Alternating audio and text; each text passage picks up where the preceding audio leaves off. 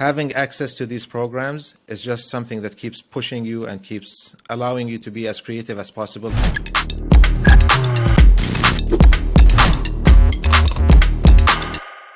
Hello everyone. Today we have Hussain Almossawi, who is going to be joining us to talk about his creative process. He's a great designer, a great innovator, and I'll just let Hussain talk a little bit about himself and introduce himself. Thanks for having me, Daniela. Pleasure to be here. I'm an industrial designer and a CGI artist, visual effects artist. I run my own studio, Mossawi Studios, and I enjoy working on different kind of products with different clients, and I have a focus on futuristic concepts. So, pleasure to be here. Yeah, welcome. Nice. Well, there's so much to unpack in this hour that we're going to be talking. So, I think one of the interesting things that come out when someone thinks about you, Hussain, is that you're so many things. You know, you mentioned you're an industrial designer, but then you're also a CGI artist. Like, that usually is not, like, it's not a mix that you see so often. Like, how did that actually happen? Like, did you started more as an industrial designer and then fell in love with CGI and started going more into that route? Sure. So yeah, that's a great question. So yeah, I guess I fell in love with design and art from a young age. And then on that path, I was trying to find what suits me. So I actually started out as a graphic designer. And I was doing logo design, web design, doing stuff for NBA players, NFL players. That was at a very young age. And then I went to university, I did graphic design. And then when I was doing graphic design, I also fell in love with 3D. So I didn't know much about industrial design. And then that kind of got me into exploring 3D and doing products and exploring things in the 3D space, which then took me to do my master's in industrial design with a focus on innovation. And that's where I kind of got more into the industrial design side. And when I did that, I also fell in love with CGI as I was exploring 3D more and 3D programs. So I guess where I am now, it's all about really blurring the lines between these different disciplines. And I think that's really where innovation happens, when you have two things that sometimes they're very unrelated to each other and you bring them together and you fuse them together and you blur the lines. That's really where the exciting stuff happens. So for me, it's been about industrial design, graphic design, CGI, and even like going beyond that, how do we mix between the physical space and the digital space? And there's always these kind of two different worlds coming together. So that's been kind of the theme of my career so far, I guess. Which is kind of crazy and in a way not very conventional. Like, you don't see that, which leads me to my next question, which is, it would be really interesting to understand a bit more about your design process. Like, there's probably so many things to unpack here as well, but you know, like, how do you get started? How do you like figure out what are the things that need to be like, you know, fleshed out initially? Sure. So I think, I mean, this will also take us back to the first question as well. I'll get to that. But always starting out with inspiration and imagination, like where do I get my ideas from? And just being a curious sponge, being inspired by everything around me, by everybody I talk to, wherever I visit, just having an open mind to everything. That's definitely like point one, the very first step when starting on every project, and just being curious and open to everything. So that's definitely the first thing. The second thing is how do I bring the world of imagination and science together?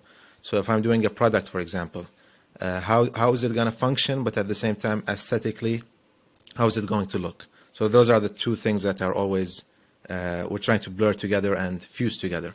It doesn't just work well, it also looks good. So as an industrial designer, I guess that really kicks in, the function side. And as an artist, the beauty side starts to kick in. And I remember when I was at Nike, there was a term that was used, was beautility. Something that is beautiful, but it also has a good utility. So those two definitely have to go with each other. And there's always this debate, I mean, even in university, like, is it form fulfills function, or is it function fulfills form? But really, in reality, it's the two together, and they go hand in hand, and that's what brings a beautiful product to the market. In terms of the process, going back to the first question, like how come I'm a visual effects artist but also an industrial designer? And I think we're really starting to see that in the industry, like where different unrelated programs are coming into the process of designing a product. Like as a visual effects artist, when I'm using Gravity Sketch, when I'm using Houdini, when I'm using 3D Max, and I'm using plugins that would do fire and rain and smoke and particles and stuff that have nothing to do with, let's say, if I'm designing a shoe. How can I use those systems and those processes when I'm doing an algorithm that would generate smoke or fire? How can I be inspired by those algorithms to create something that creates a cool pattern for a t-shirt, for example, or for the graphic of a shoe? Even beyond that, I mean, when we're looking at the form, let's say the sole of a shoe, there's so much that can be done just with sculpting, with displacement maps, stuff that wasn't a common use in the industry before. And it's just, again, bringing in different processes from different programs, from different worlds, and throwing it into the industrial design space, and magic really happens. And we see that a lot with Gravity Sketch, the awesome program that you guys are behind. So it just has opened many doors to explore more and get inspired by more ideas. So definitely that's a big part of my process, bringing in stuff that is unrelated and throwing it into the mix. I love that. Which, yeah, in a way, that's how people should understand innovation, right? Like how people should go about it. Sometimes I see a lot of, like, especially when people are getting started, they have a lot of mood boards that are like, if they're going to design a shoe, they have a lot of they have a lot of shoes in their mood board. And it's like, just try to go and explore like a little bit more and like find other areas of inspiration, because that's going to really And I think the industry is also starting to get much more open to that. Like I remember a few years back, 5 years or even 10 years ago, like just mentioning the idea of bringing 3D into the process, it was a big no. Like nobody would understand that. Even I'd say 5 years ago, like not very long time ago, somebody who did 3D was not even looked at as a designer, unfortunately. Even like they've gone through design school, they've finished everything in that every other footwear designer has done. But a 3D designer would be a 3D modeler. And it's the same in the automotive space. You're somebody who just does the models. You implement other people's sketches. And that's a huge loss to any company that does that. And they did that for a very long time. But I guess the past 2-3 years, things have shifted. And now every designer is starting to implement 3D. And it's becoming a bigger part of the process, which is amazing. And just being set in our ways that this is how things should be done. This is how they were done in the past, and this is how they should, be. We keep doing it the same way for the future.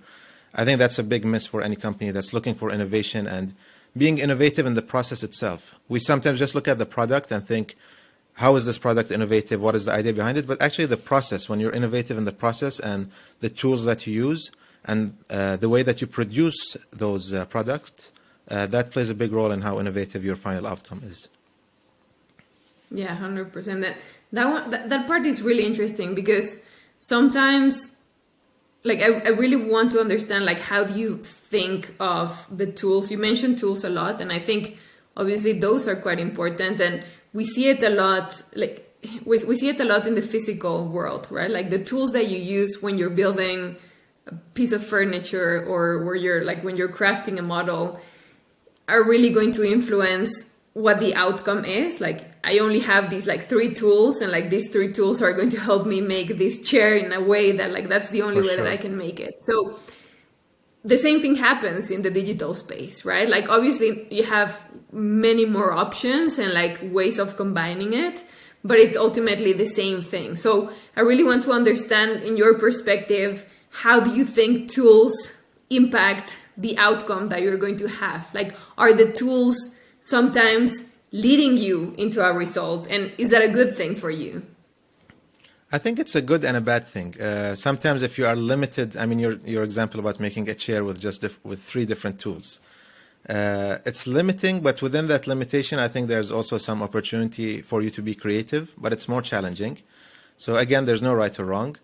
But if I can have, instead of 3 things, I can have 30 things as my tools, then it's just going to open up more possibilities. I mean, it's just basic math of how much more I can do and how much more I can output. So for example, for me, when I'm doing, let's say, a shoe, and let's say I tap into one of my 3D programs, Houdini, for example. It's a program used for CGI, visual effects, games, movies. They use that. It has nothing to do with footwear. If I tap into that, and if I have different ways to create different kind of geometry, and then just replicate, change it in a different way with algorithms. Replicate, change it, and then I have like 100 different options where I can choose from, and just be inspired by the different forms, and then use that as my starting base versus just relying on sketching on paper. It's just going to open up much more doors. And for me personally, that's how I do it. I like to sketch just a bit, take some of my ideas based on my inspirations into 3D, and then just start to model something, replicate, change it, replicate, change it, replicate. And it's just like with the push of a button, I can have, instead of one shoe, I can have 2 shoes, 3 shoes. Imagine the time it would take to sketch and the accuracy.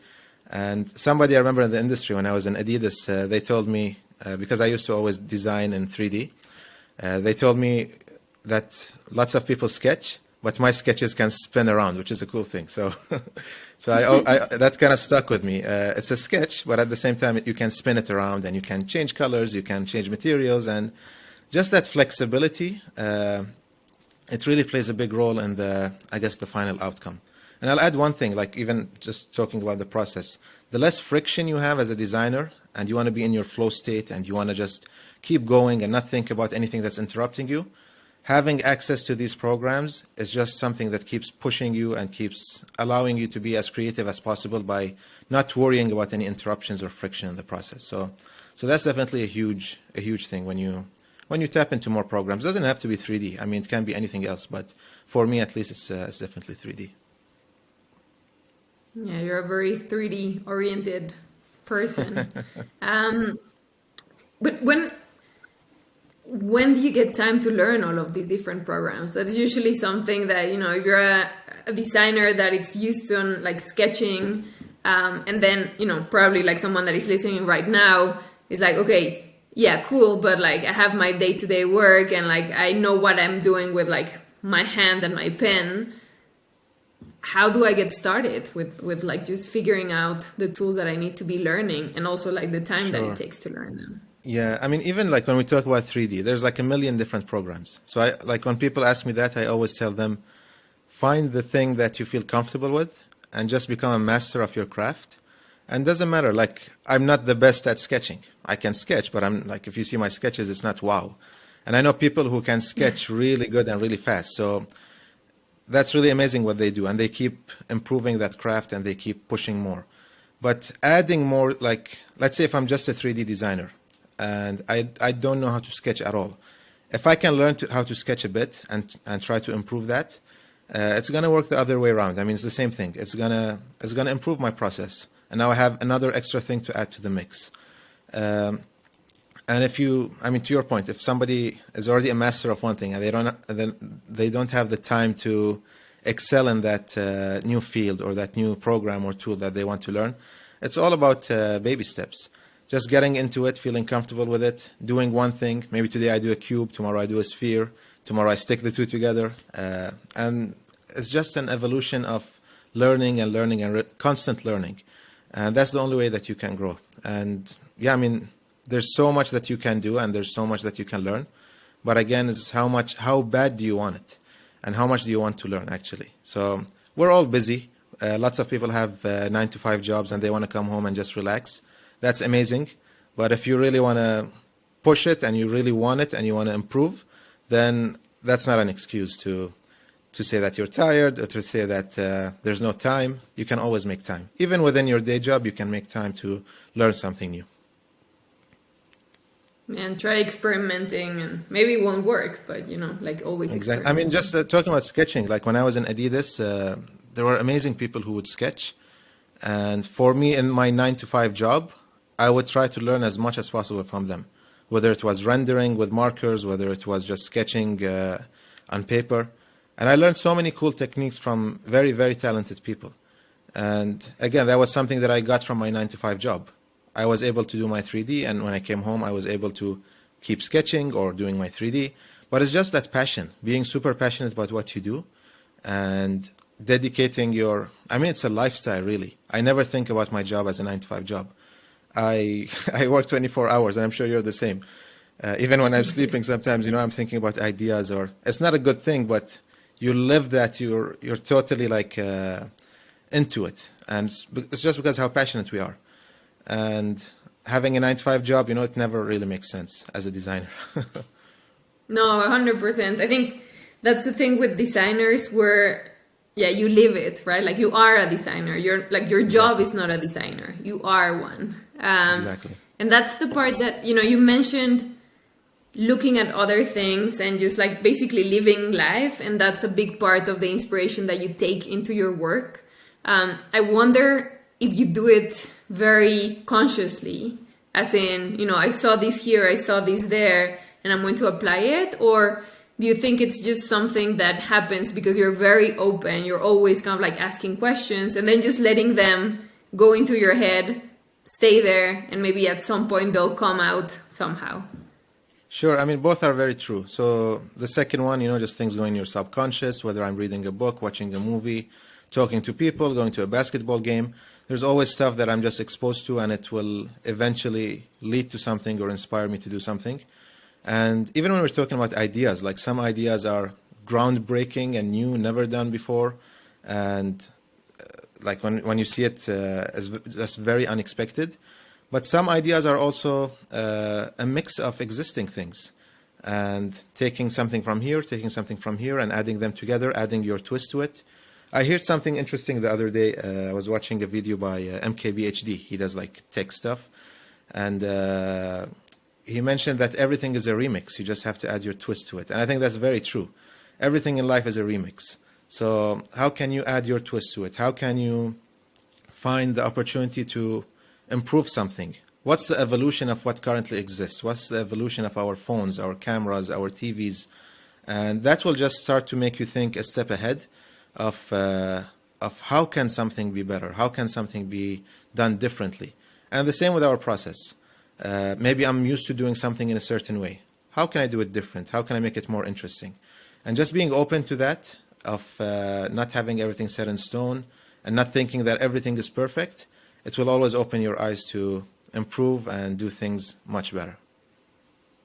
Cool. I kind of want to keep asking you questions about your process, but in a way, I do want to like mention your book because I feel that there's so much in there that it's probably part of your process. I'll just go ahead and do the commercial for it.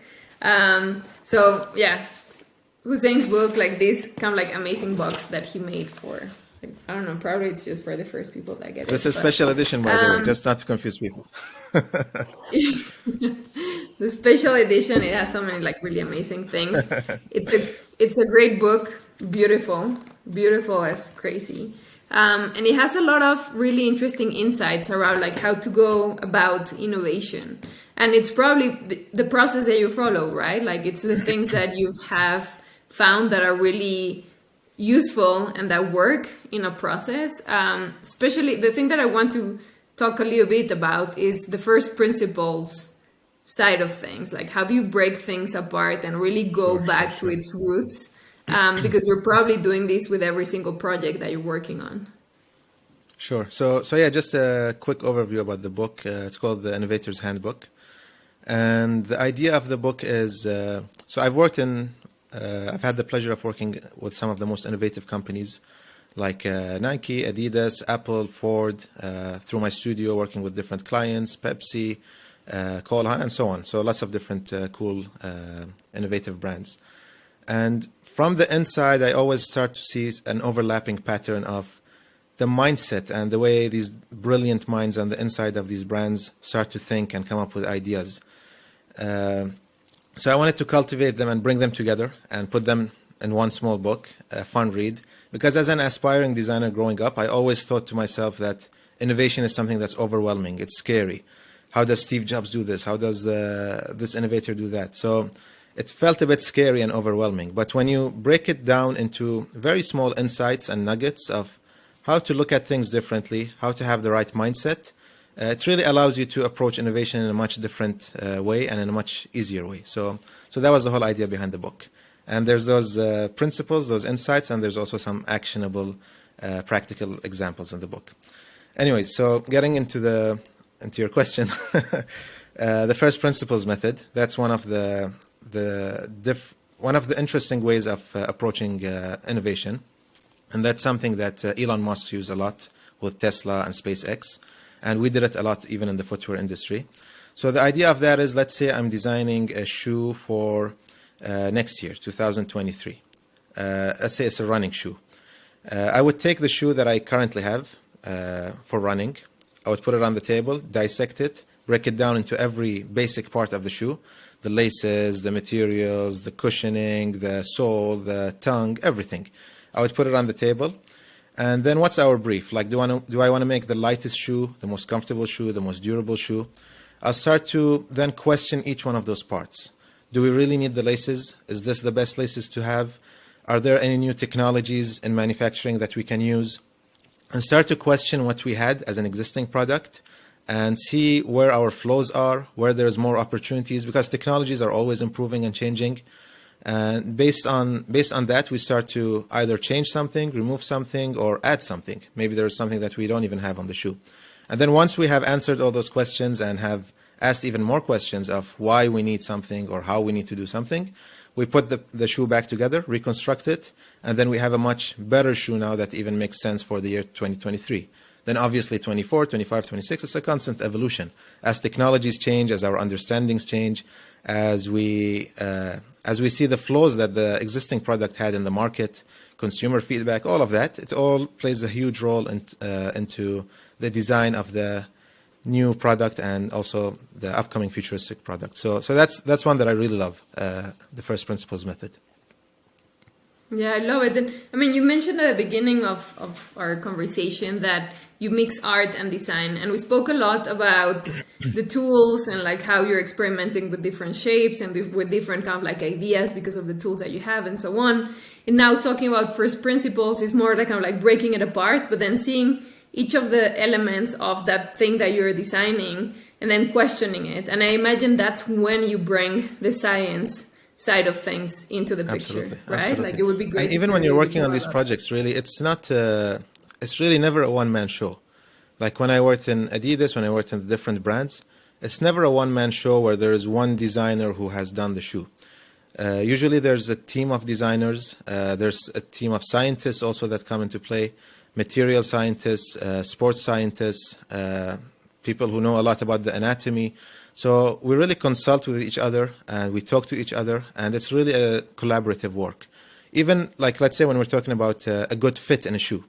So how would, for example, manufacturers of a seatbelt in a car design that? When we're talking about durability or traction, how would Continental Tires, for example, do that? How would a car company do that? So really also tapping into other industries and collaborating with other industries, that's really exciting. And again, it goes back to our first point that we mentioned of why industrial design and CGI and mixing and blurring the lines between the two. It's the exact same thing, blurring the lines between different industries, things that have nothing to do with each other. And the more we can bring unrelated stuff together, we can learn from other industries, and we can also improve what we have in our current industry.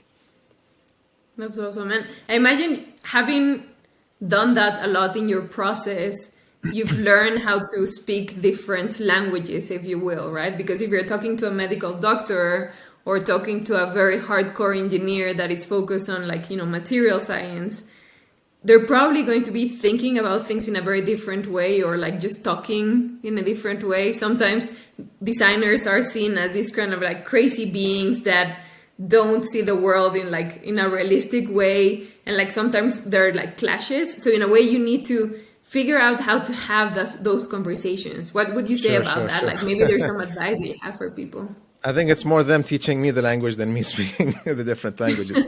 It's just because of how much, you can learn from others. The way that you would speak to different people on the team, and also even when you're talking to consumers, like you won't sometimes get into the details of the manufacturing and the materials and the science behind it, but there's always a marketing team that would deliver that message in a much more easier tone to understand, in a much more friendly way. So that's definitely a thing, like just the different fields when they come together. There's different ways of communicating, absolutely. And it's also a huge learning curve. Like for me, going and working with a factory, going and working with a material scientist, with a sports scientist, just also learning the different terms and how things work and why they work. It also adds a lot to me as a designer, just knowing the process behind manufacturing and behind why some things are the way they are.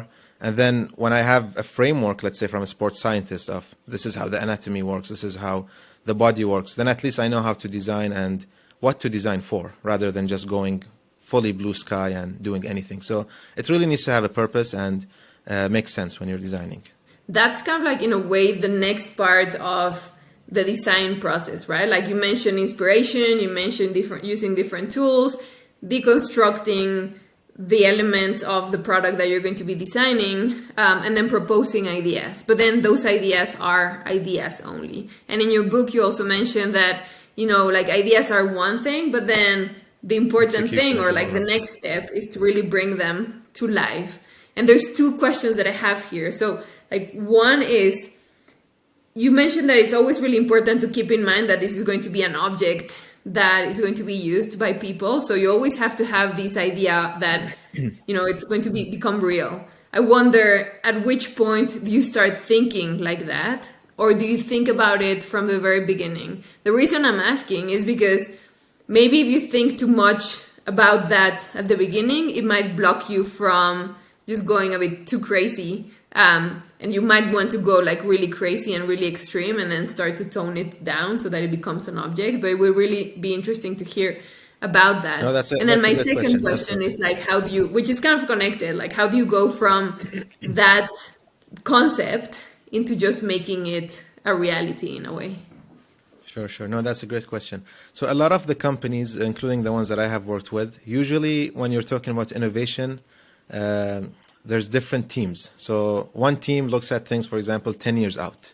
Another team looks at things 3 to 4 years out. And then there's like an inline team that looks at things 1 to 2 years out. That goes right to market.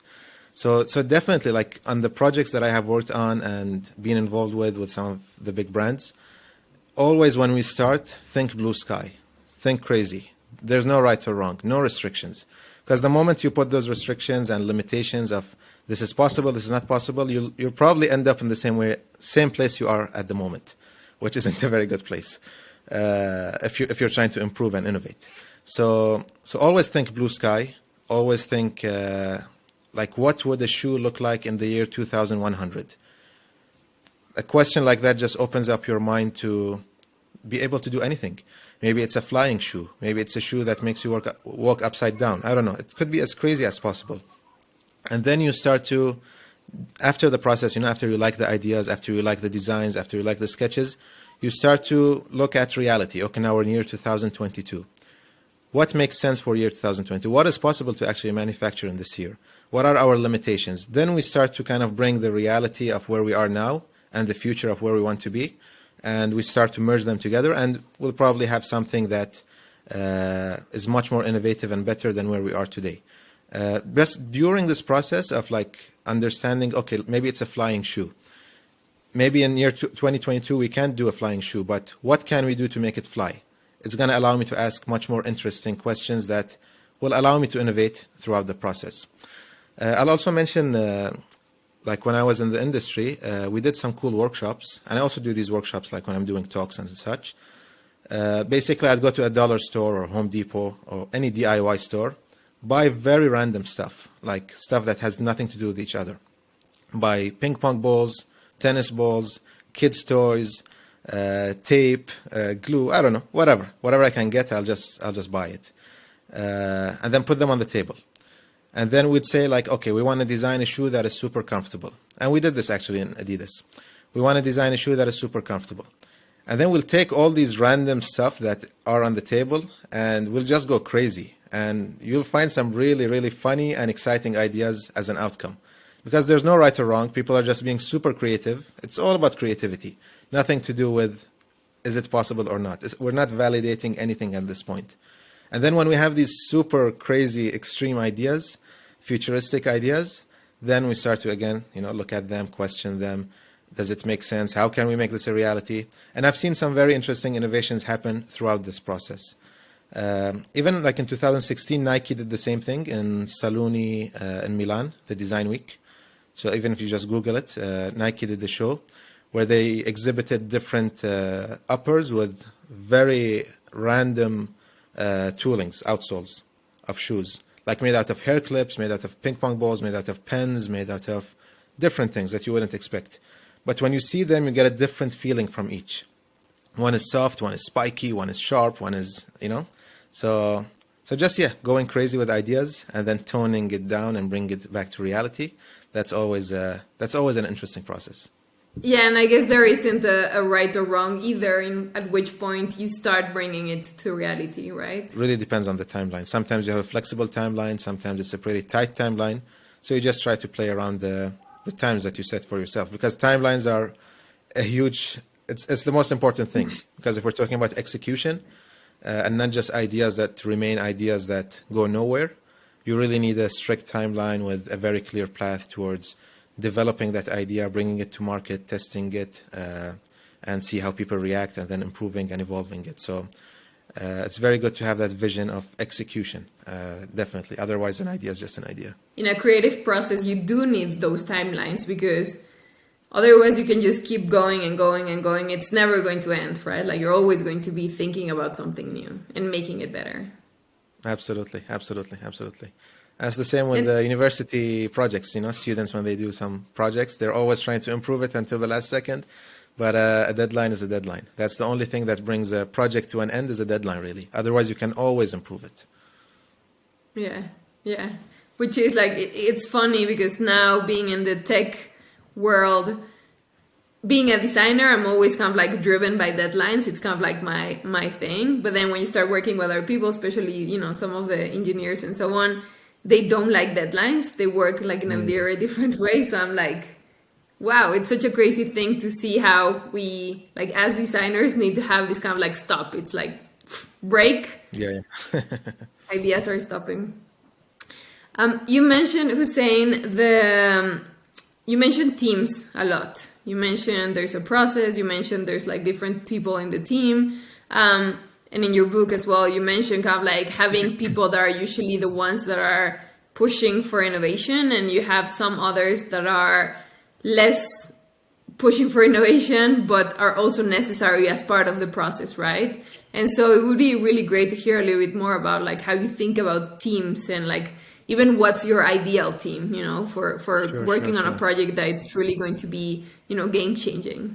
Sure. So I think there's two parts to your question there from the book. So one is just to have the mentality and the mindset that not every innovation is something that is, you don't need to reinvent the wheel every time. And sometimes you can have a leader's mindset where you can go out there and try something extremely new, never done before, and have that courage to put something very new on the table and decide or think what is the next big solution for people to have, like whether it was like the iPhone or like when Steve Jobs introduced different products, he showed people what they needed to have. So that's like being a leader. And sometimes to be innovative, you can also have a follower's mindset, seeing what exists in the market and using those ideas as a springboard to take it to 2.0, 3.0, 4.0 and improving that. And in the industry, you always see that, like there's people who are designing something totally new, whether it's as a company or even within a small team, or there's people who are seeing like what are the existing trends, what's cool, and how can we improve it. And both are right. There's no right or wrong. In terms of teams, a huge aspect of it to innovate is definitely diversity and collaboration. So when putting teams together, and the teams that I've worked on, and now that I have my own studio and I put some teams together on different projects, diversity in terms of how different the team is, like in terms of, let's say, language, race, expertise, background. Are they married? Are they single? The more diverse your team is, the more innovation you can have. And the idea behind that is that people come with different perspectives. Maybe it's people from different parts of the world. And just having those different perspectives, again, opens up your eyes to new ideas and looking at things in a different way. Of course, I'm not saying just put a diverse team and you're going to get innovation. There's lots of things beyond that. But we're just focused on innovation here, like people's motivation. Are they paid well? Are they getting to their goals and their careers? There's lots of different other aspects to keep them motivated and excited about the job. But as a team, when it is very diverse and they start to collaborate with each other and bounce ideas off each other, usually you'll find like a vision to go from point A to B, but you land on point C. And that's really where innovation happens. And that flexibility of moving left and right, that usually, it just pushes you forward to come up with cool ideas. And I've seen that in lots of different companies. A great book on that is called The Medici Effect by Franz Johansson. I highly recommend it. And he talks a lot about diversity and being different, and again, bringing in different ideas. Again, takes us back to the first point that you mentioned of why different things like industrial design and CGI, bringing them together. And I think it's the exact same thing here. Bring the more diversity we have in terms of people, in terms of expertise, in terms of mindsets, is just going to allow us to come up with more exciting ideas that we never thought of as individuals. So, you know, what you were saying about like being always really open to like new ideas, talking to people, learning new things. You're doing the same thing, but only like multiplying it by everyone that it's in the sure. In the And it's all about perspectives, really. I mean, I worked on a project once for a big tech brand, and we were doing like a CGI piece made out of like it's a rain and there's like calming music. It was a screensaver for a TV, and so for me, like I grew up in a country called Bahrain, and we don't have much rain, and when we saw rain as kids, we always found it as a source of joy, and we'd leave, like if we're in our classrooms, we'd go outside under the rain, and it's like, oh, it's raining. It's like a big moment. But then if I'm talking to someone from Seattle or Portland, rain to them, it's something that's depressing and gloomy because, oh, it's raining again. So I mean, just simple stuff like that, where it's two very different perspectives. It's the same thing. It's the same rain, same experience. Not same experience. I mean, same, experience of it falling down. But the way you perceive that rain, a moment where it's raining, is very different. So now as a designer, when I'm presenting this experience on a TV screen where you have this rain coming down, is that a calming experience? Is that a depressing experience? Again, it could be very different. So having those different perspectives in this very simple example, it just really opens up your eyes to, okay, things could be a bit different than how I know it or how I got used to doing it. And it really just opens up more opportunities. Yeah, I love that example. Yeah, it's really interesting. Yeah. Let's change gears a little bit, because you mentioned, the exercises in your book. So, it would be really great to hear a bit more about like a couple of them. So there's different examples in the book. So the first one is called reverse assumptions. And basically you would take a product, or let's say a restaurant. Like, what do you know about restaurants that are true? Like, I'm asking you now. What do you know about restaurants that are true? I know that they have chairs. Yeah, they serve food. They have chairs and tables. They have a kitchen. They have people preparing food, and people eat there. Great. So you do that list. These are the assumptions. And now we'd flip those around. So they don't have chairs. They don't have people eating inside. They don't have a kitchen. And they don't have food. I don't know, whatever it was, we just flip it around. So now if they don't have, let's say, a dining area, then how does this work as a restaurant? So now I'd start to think about different ideas of how a restaurant could work without a dining area. If they don't have a kitchen, maybe you take your own food. If they don't have a chef, maybe you cook. So some ideas it just changes the way you look at things. Some ideas would be really stupid, but some ideas will come out of it that are very exciting. Like, not everything that you flip around would actually make sense, but out of this process, you'll get some really cool ideas. Same thing, like a bicycle has 2 wheels. I flip it around. Okay, then maybe a bicycle has 8 wheels.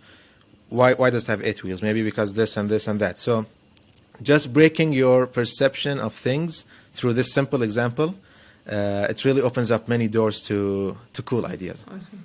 Well, I have one last question for you, Hussain. We probably could speak for hours and hours about all of this and like going deeper into your process. You mentioned in your book quite a lot, and like it's also something like, the exercise that you told me and like the conversations that we've been having. It seems like innovation, it's something that you can train in a way. You talk about like flexing your creative muscles. Do you think it's something that can be learned, or it's something that in a way you're born with, but then you can develop it further?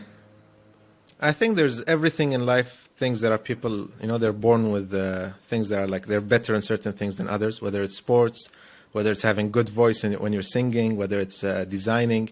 There are certain things, but I think I truly believe, like from my perspective, working with these amazing, innovative companies, it's really about these small hacks and tweaks towards having a better innovative mindset.